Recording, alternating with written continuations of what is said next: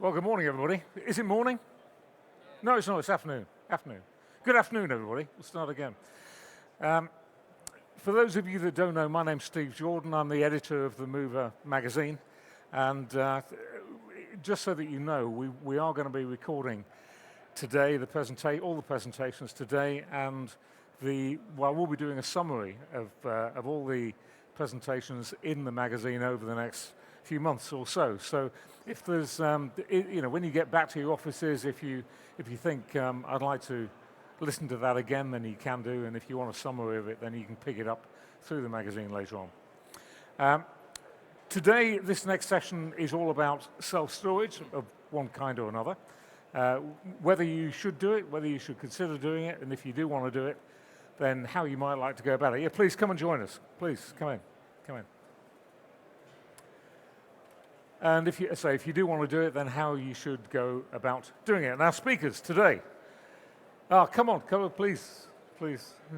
So no problem at all.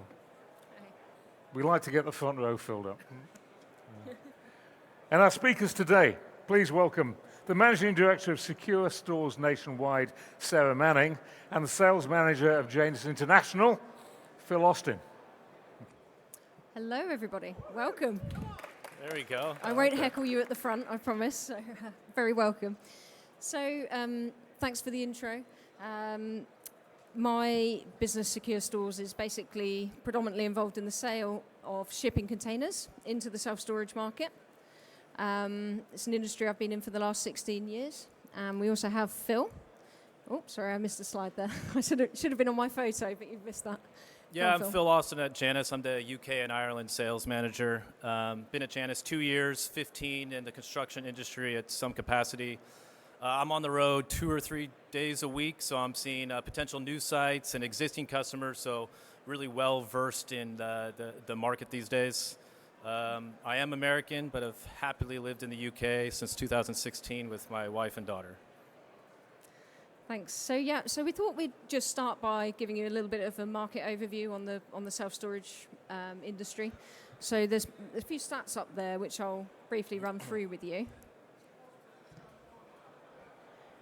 Can we adjust the volume slightly, or is that better? Can you hear better? I'll be a bit closer to the mic. So these stats come from the Self-Storage Association's annual survey, which they produce on an annual basis. Anyone can download it. It's free of charge. It's accessible on their website. But there's some really interesting data in there. A few that kind of stood out, though. There's still quite a low awareness in the UK of self-storage as a kind of thing that people would do. So this year's survey, I think it was 38% of people surveyed had very limited knowledge of what self-storage actually was. So I think that's a positive thing because it does show that the market's got a long way to go. For internal storage, the average rate per square foot in the UK is about £27, just under £27. For containers, it's nearer 14. 78% of storage operators felt very positive about the outlook for storage for the next 12 months.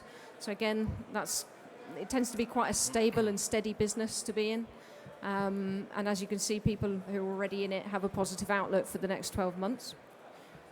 There was, I think last year, the self-storage capacity increased by over 2 million square foot in the UK. So again, it's growing, it's not stagnating. Another interesting stat I thought from this year's survey was that over 20% of business clients were running their entire business from their self-storage unit. So that might not be something that you've perhaps thought about. If you're from the removals industry, you might be picturing household goods and things like that, but there are so many people using their units or containers to run their entire business.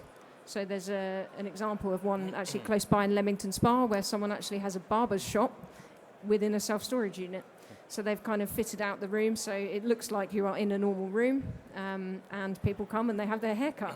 So there's all sorts of crazy ideas, and I suppose the market's evolved over the years. Another final little stat that I'll leave you with. 20% of self-storage clients have had their storage unit over 5 years. So again, that's quite positive in my opinion. So over to you, Phil. Yeah, I always tell people it's a great time to get into the self-storage industry here in the UK. You would think that there'd come a point where we'd say, all right, we have enough self-storage, we don't need to build any more. But the nice thing is we have the US and Australia, more developed markets to go off of. So the key stat to look at here is there's about 0.8 self-storage space per capita here in the UK. It's about a third of that in France, so the continent of Europe is still developing as well. In Australia, it's about triple that. And in the US, you can see it's about 7 square foot of storage space per person in the US. So even if the UK gets to half or even a third of the size of the US, you can see there's massive, massive amounts of growth. And they're different markets, but the potential here is incredible. I still go to towns that maybe have some container sites, but no indoor storage at all. So overall, just a really, really good time to get in the industry here.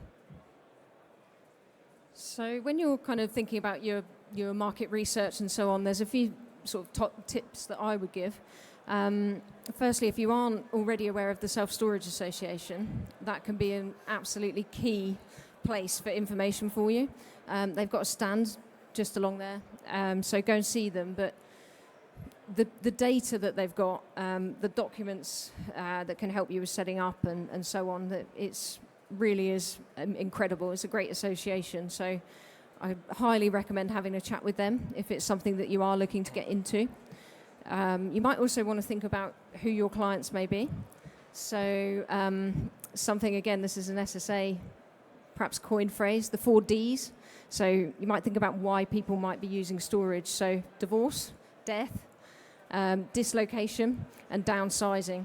So those are 4 of the kind of key areas that might bring clients to self-storage. The other thing you can do is have a little look around at your competitors in your local area, see what they're doing. Janus actually very recently published a video, which was really interesting. They'd used AI to scrape the internet for lots of data on competitors, and then they've got it to put it into a table for them. But if you ever want to have a look at that video, see Phil or I after, and we can send you a link to that. But that was pretty interesting.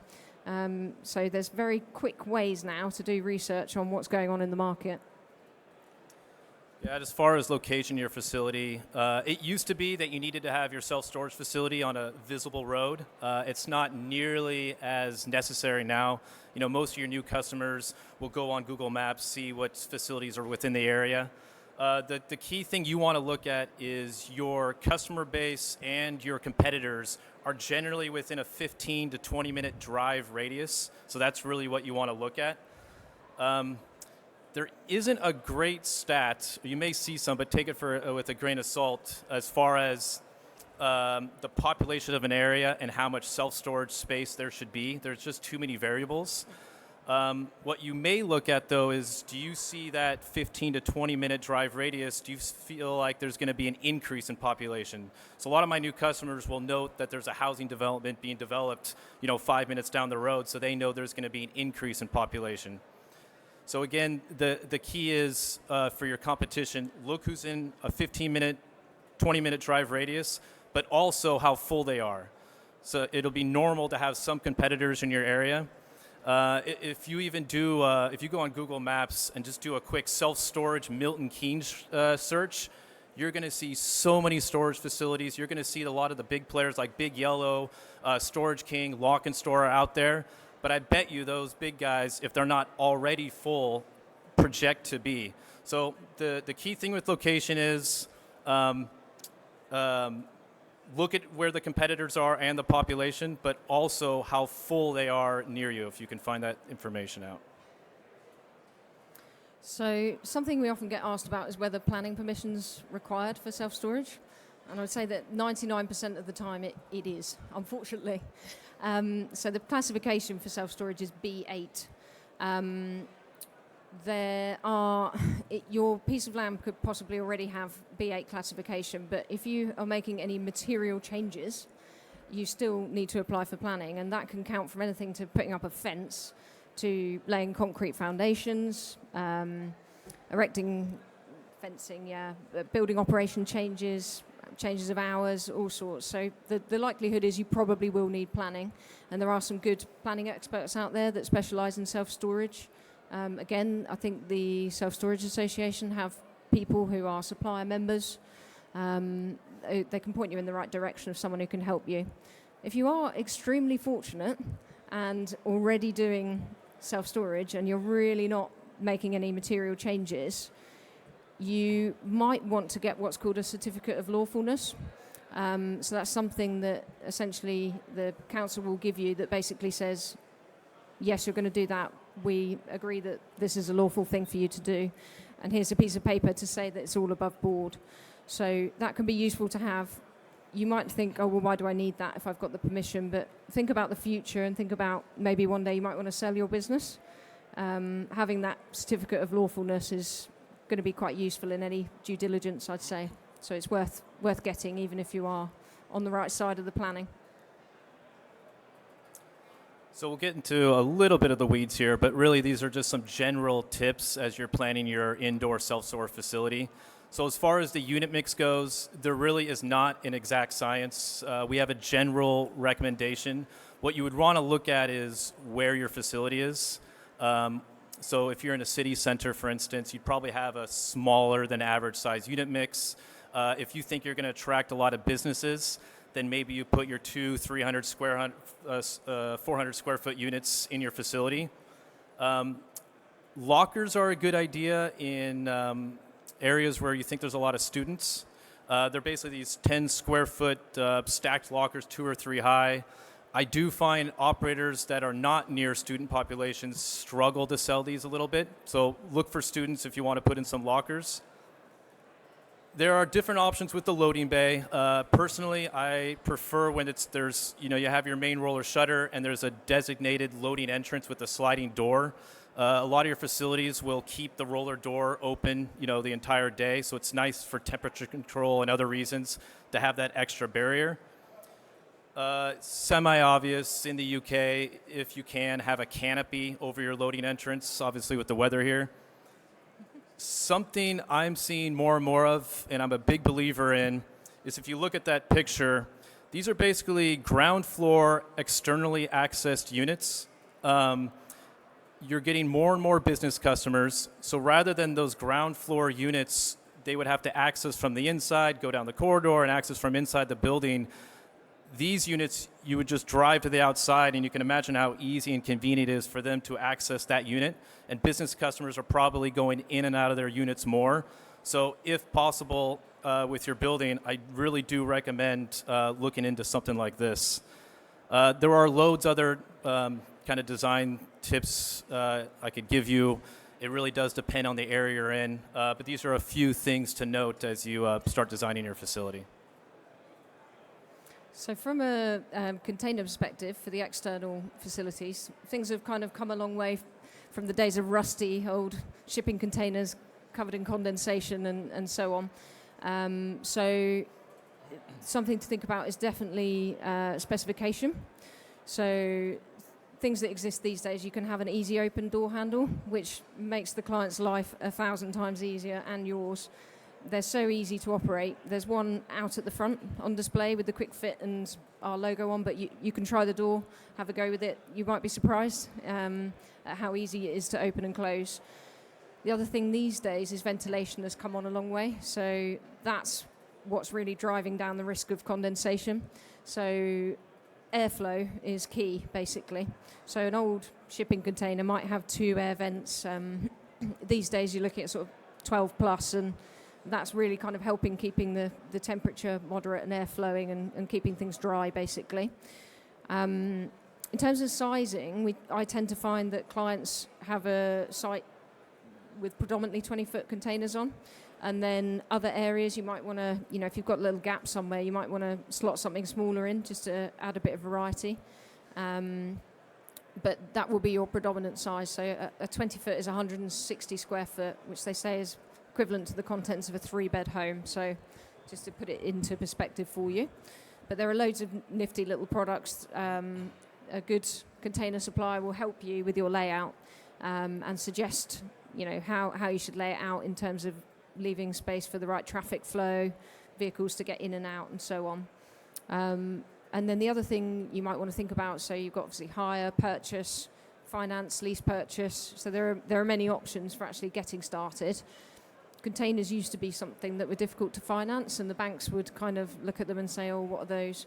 But that's come a long way these days, and it's now pretty easy. There are some good brokers out there as well who have access to lots of lenders. So it's kind of a lot easier than it has been to get into. All right, so you have your building, you got an empty warehouse. One of the first things you're going to look at is, can I build a mezzanine or two and create multiple levels? So a few things to think about as you look at your empty warehouse. Do remember that you do need to fire rate, and it needs to comply with fire regs. So you're not just building a steel structure with decking, you've got to put suspended ceiling in, column casings, fascia for the exposed edges. Keep in mind that one or more of your stairs will need to be a 30-minute fire-rated enclosure. So I do have some potential clients that forget about these added costs to make sure your facility complies with regs.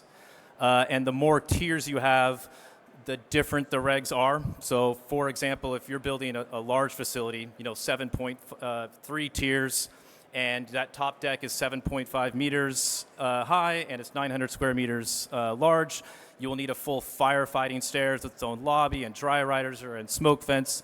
So anyways, just keep in mind when you're building your mezz, you need to comply with the local fire regs. The next thing you're going to look at is, well, how many tiers can I fit in? So I have this conversation quite a bit. The general rule of thumb is you do want to squeeze in as many as you can, but you don't want your ground underside ceiling heights to be too low. The bare minimum would be 2 meters, although I rarely see that. I really feel like the big players wouldn't want to go below 2.1. So general rule of thumb, you've got your empty building, and you can measure from the ground to the underside of the eaves. If you've got about 4.5 meters there, you can probably fit in a 1-tier mezz, 2 levels. And if it's 7 meters, you can most likely fit in a 2-tier mezz.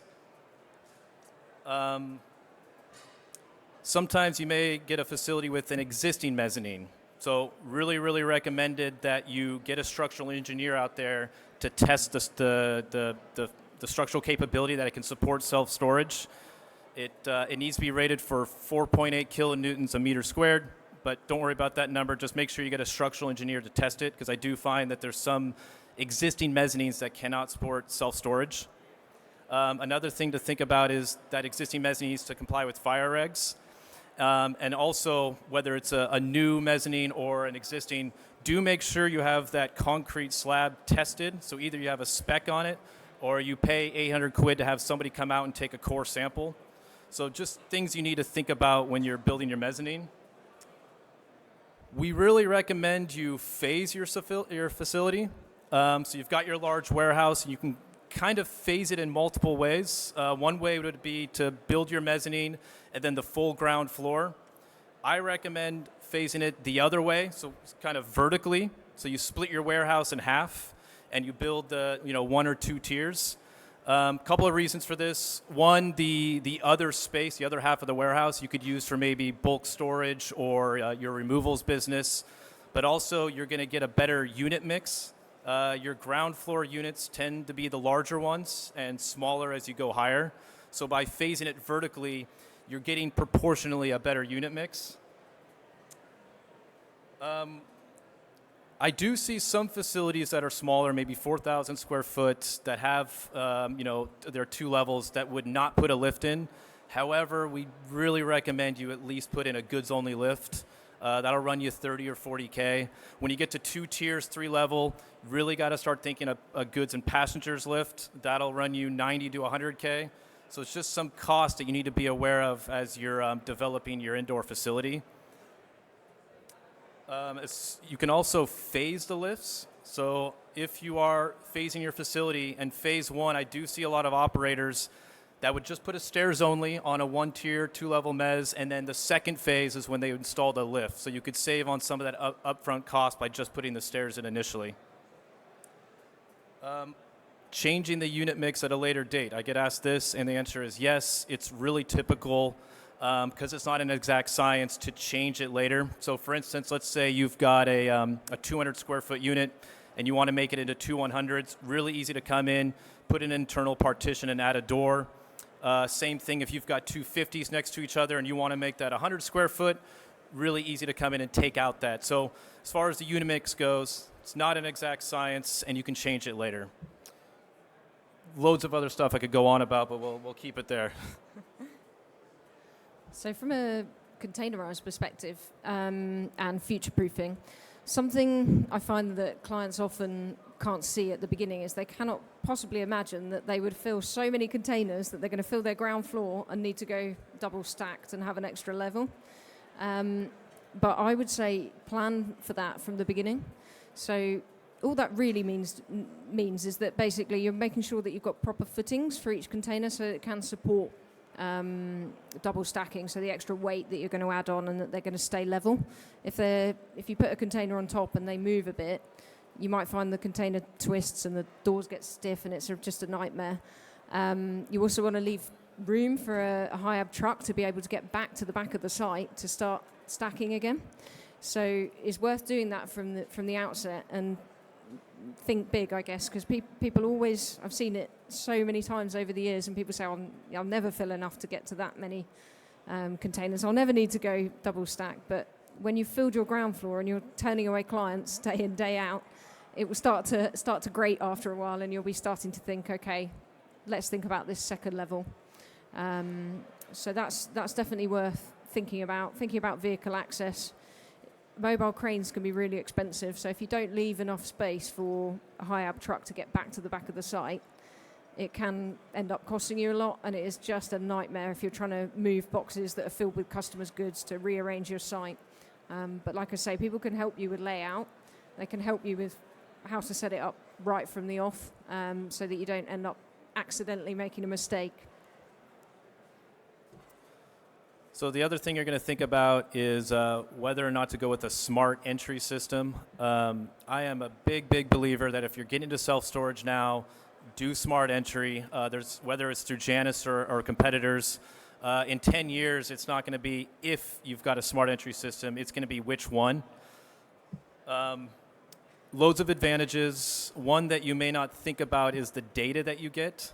I'll go through some various scenarios in a bit here, but you're basically going to get when the customer comes in through your main gate, comes in through your main roller shutter, maybe there's something on the lift or when you go to another floor, and the unit themselves, and you can utilize that data in a variety of ways.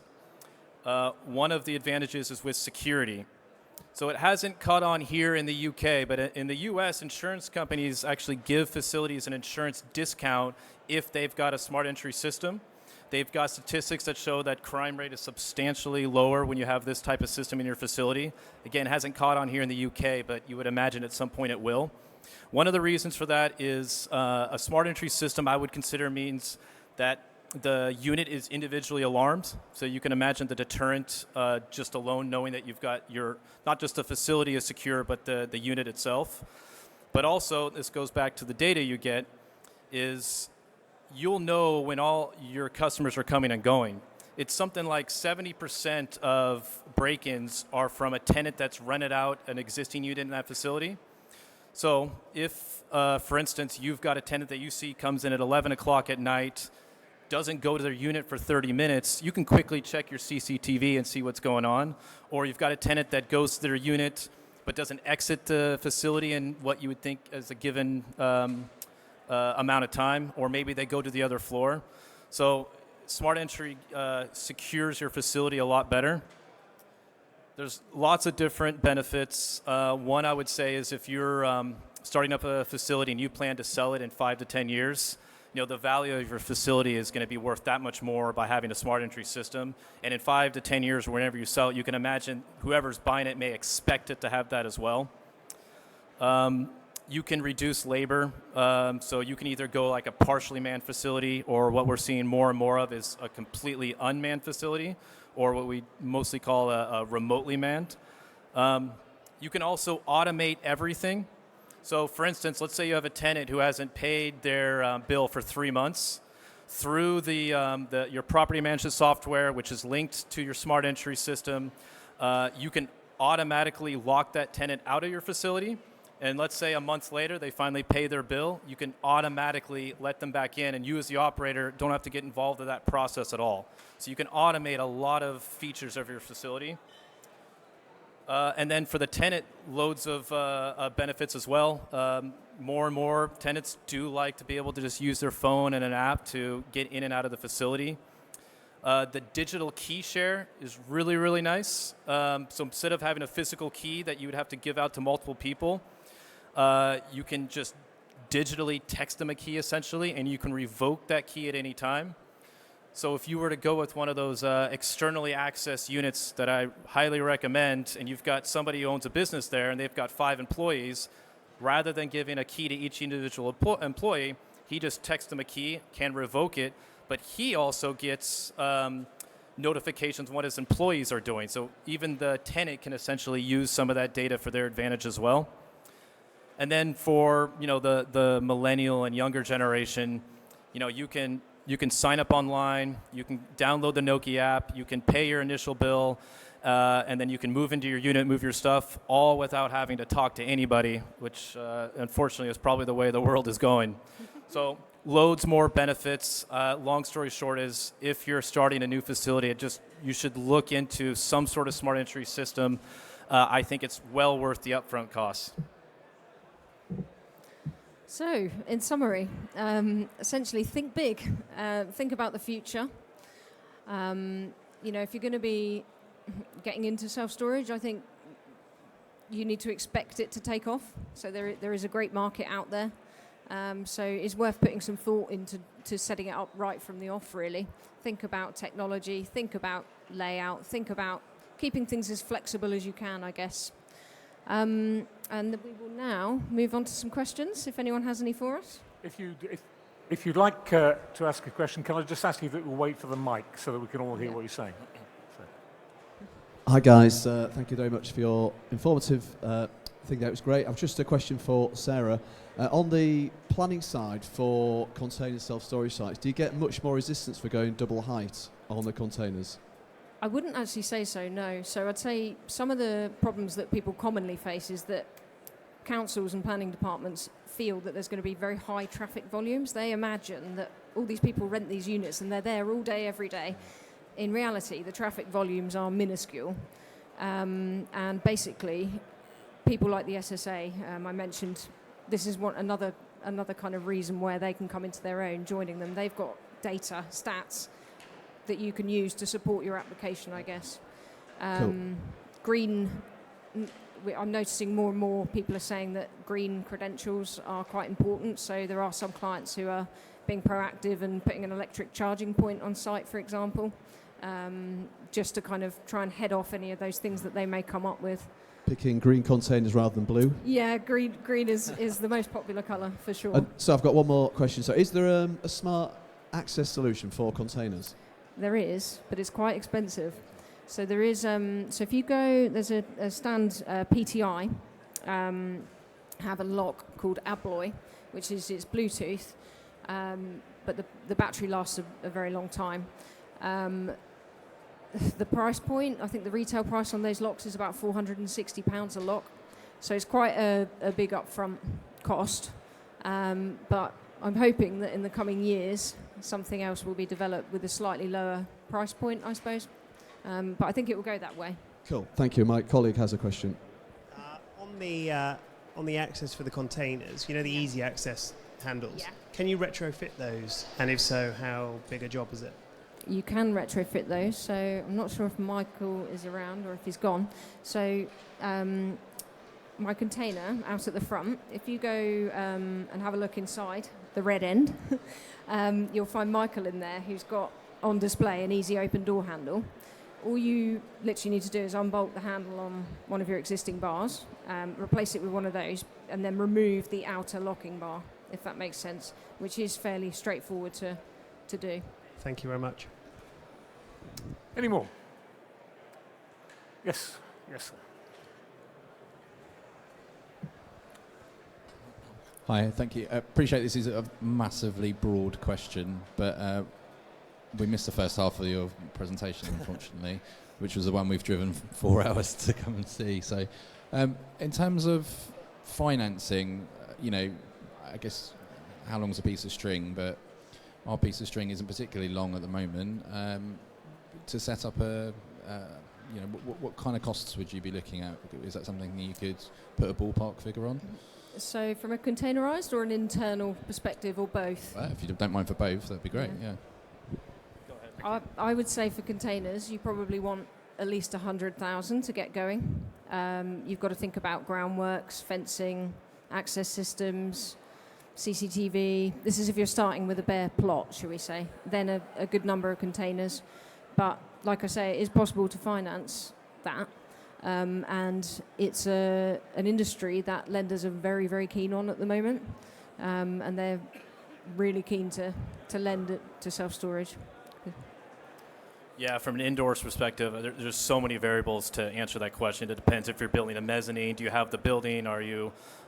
Most of my operators that I work with are probably financing to some capacity, but it will definitely be a more expensive venture than doing the container route, obviously. But you've got it. We didn't cover it on this. We debated whether we'd cover the finance options, but there are a lot of costs you need to take in consideration. So I guess that's all I can say. It's just so many variables. Maybe speak to me afterwards. I can give you a little bit more ballpark on what you have. Any more questions? By the way, it's recorded. This whole session is recorded, so you will be able to watch the bit. I have one question, just in case, just while you're thinking, in case there's another one that you want to ask. You mentioned, Phil, right at the beginning of your presentation about the relative amount of coverage in the United States and in the UK. And given the impression that there was a huge opportunity in the UK. And I wonder if you think those two markets are compatible, or are there fundamental differences that mean that actually the UK could never get to where the US is, or maybe it would surpass it? Absolutely, they are different markets. The U.S. just land is a lot cheaper, and a lot of it is you get a lot of drive-up units in the States. So a lot of these, instead of containers, just big drive-up facilities. So those would have more self-storage space. But I think the key thing to take from that statistic is, yeah, the UK, I can't imagine per person would ever catch up to the U.S. But the fact that it's between 9 and 10 times now, I mean, really, you got to think, even if it's a third of the size, that's triple the growth than we have now. So I would say I doubt it'll ever match the U.S. or probably not even get close. The U.S. is still a growing market, by the way. It's not like it's stagnating. It's still growing as well. But the fact that it's still a fraction of the size just shows you it's such a great time to get the industry here. And the awareness is still low.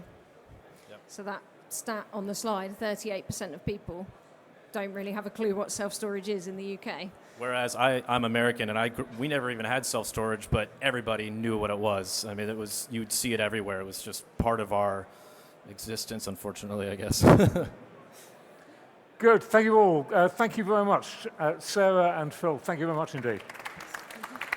Our next session, by the way, is it's at 1:30, which is in about half an hour, and we're going to be talking just before you all go. We're going to be talking about your biggest asset, or what everybody tells me is your biggest asset, and that is your people. And we're going to have a panel discussion about that. So please come back at 1:30. Thank you.